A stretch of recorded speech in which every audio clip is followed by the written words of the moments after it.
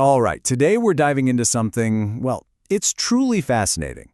We're going to explore a potential hidden structure inside one of the most influential books in all of human history, the Quran. So let me ask you a question. What if every single chapter of the Quran could be understood through a geometric shape, a very specific kind of poem, and even a layer of numerology?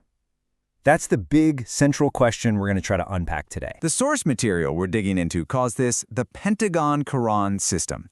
Essentially, it's a whole framework for reading the Quran's 114 chapters, or surahs, by looking at them through three totally distinct but connected lenses.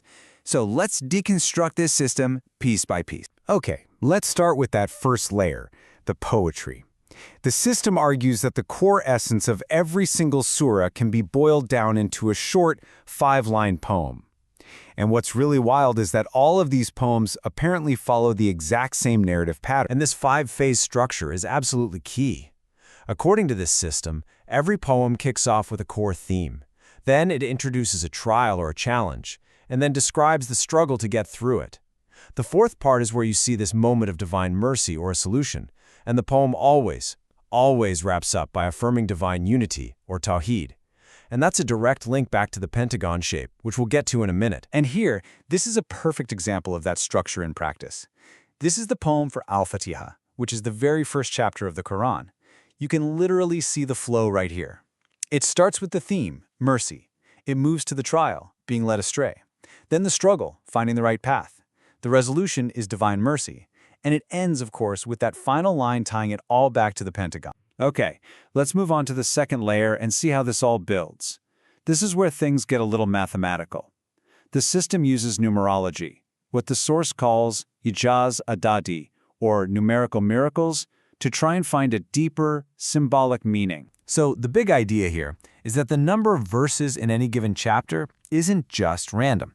The system claims that if you apply some specific calculations to that number, you can uncover these really interesting connections to major theological ideas. Let me show you what I mean with a pretty powerful example. I want you to just lock this number in your head, 8. According to this framework, the number 8 gets unlocked from one of the longest and most important chapters in the entire Quran. So how in the world do we get to 8? Well, you start with the second chapter, Al-Baqarah. It has 286 verses. You divide that by 2, which gives you 143. Then you just sum up those digits. 1 plus 4 plus 3 equals 8. And that number, 8, is then symbolically tied to the 8 gates of paradise. We've seen the poetry and we've seen the numbers. Now let's look at the third and final layer, the geometric blueprint that really ties this whole thing together. The Pentagon. The pentagon is so important to this system for a whole bunch of reasons. You've got its 5 sides, which are immediately linked to the 5 pillars of Islam.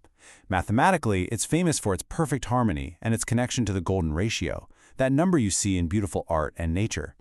It really serves as the blueprint for the entire system, and each of its 5 points, or vertices, maps directly onto one of the 5 parts of those poems we looked at earlier. Okay, so now we have all 3 layers: poetry, numerology, and geometry.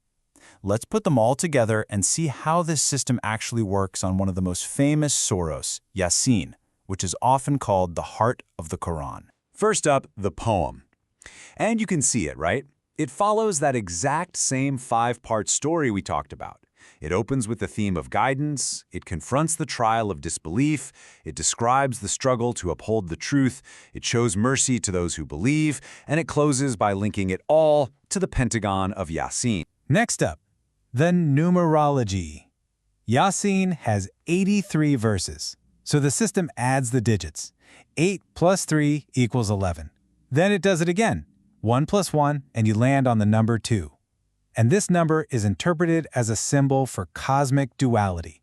You know, like heaven and earth, or belief and disbelief. And finally, the geometry. This is where it all just clicks into place. The system takes the major themes of the chapter and maps them right onto the 5 points of the pentagon. You have revelation, then the parable of the messengers, the signs in creation, the promise of resurrection, and the final reminder. Each theme fits perfectly into the structure, creating this unified, interlocking model of the entire chapter. So, what do we make of all this? What's the big takeaway after exploring a system that's this intricate and this detailed? You know, whether you see it as a divinely inspired code or a brilliant human invention, the Pentagram Quran system offers this really unique lens. It's a structured way to engage with an ancient text that somehow manages to blend cold, hard logic with art and mathematics with deep faith. And that blend of logic and spirit might just explain why systems like this are so compelling to us. It feels like they tap right into a deep human instinct, our drive to find patterns, to find order, and to find hidden meaning in the world around us, from the stars in the sky to the words on a page. So, let's just do a quick recap. If you remember anything, remember this. The Pentagon Quran system is built on 3 layers. First, poetry, where every chapter gets a 5-line poem. Second, numerology, which pulls symbolic meaning from verse counts. And third, geometry, with the Pentagon acting as the master blueprint that ties it all together. And that really leaves us with one final thought to chew on. If a structure this complex can be proposed for the Quran, what other masterpieces out there? Whether it's Shakespeare's plays or Da Vinci's paintings, what else might be holding beautiful hidden patterns that are just waiting for us to see them? Thanks for watching.